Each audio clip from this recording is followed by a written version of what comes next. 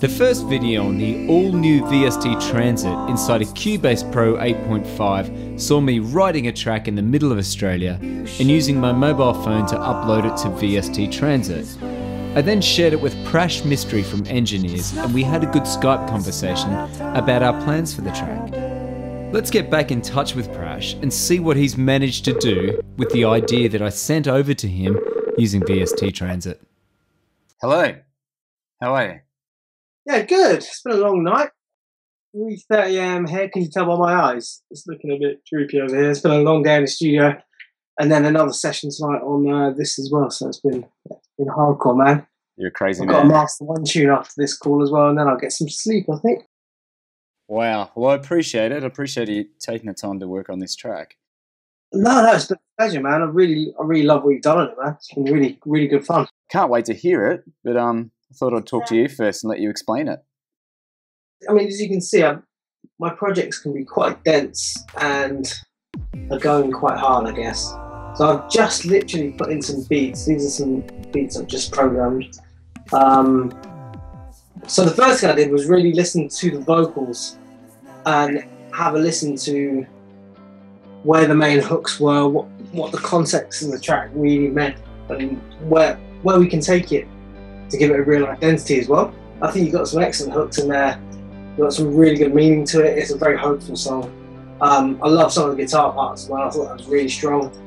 And then it was, because a lot of the stuff you've recorded has been quite raw, which was absolutely fun, it was about, okay, how do we make this song really feel like it's got its own tone and its own sense of atmosphere. So I spent a good few hours kind of just processing sounds, and like the piano, for example, and the guitars and the bass.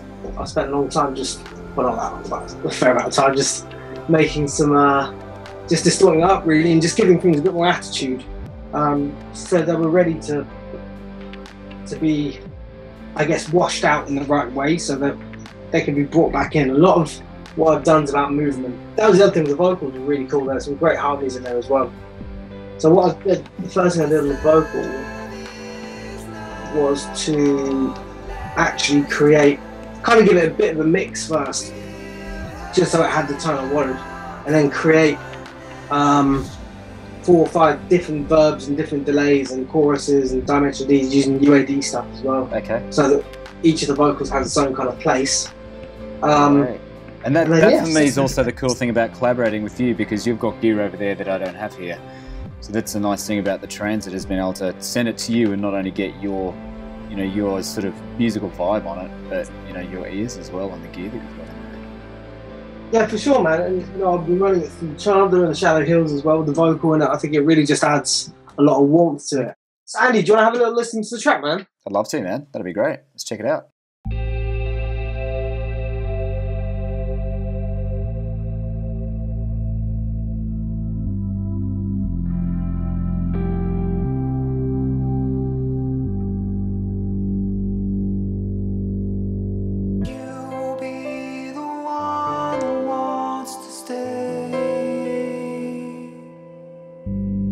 You should know I'll always be this way. It's not for us, it's not our time, it's not our day.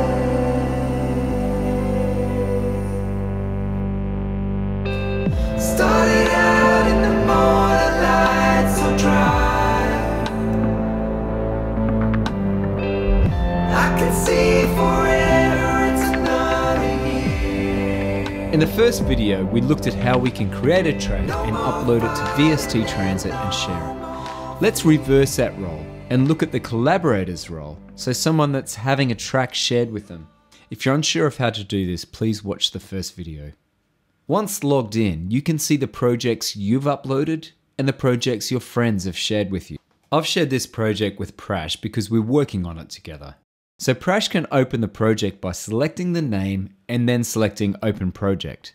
As soon as he does that, my project is going to open inside of his new project on a new folder track. It is quite easy. The folder track has my name on it, so Prash can always see what I've done to the project. You can hear some percussion being added over this track. Once Prash has finished adding tracks to this project, he can go back to VST Transit and select Sync Project. Syncing the project will upload all of the new files into my project in the cloud. I can see all the new tracks that Prash has added in the owner column on VST Transit. During the collaborative process, communication is very important. At the moment, Prash and I are in two separate hemispheres, so the time difference is vast.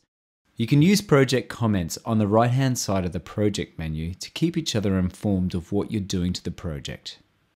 You can move over to the Friends menu to see the friends that you have inside of VST Transit and also communicate with these friends using messages.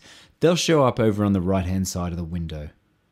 I've received a message from Prash to tell me that he's made some changes on the project. Now, before we accept those changes, we should probably go back a step further.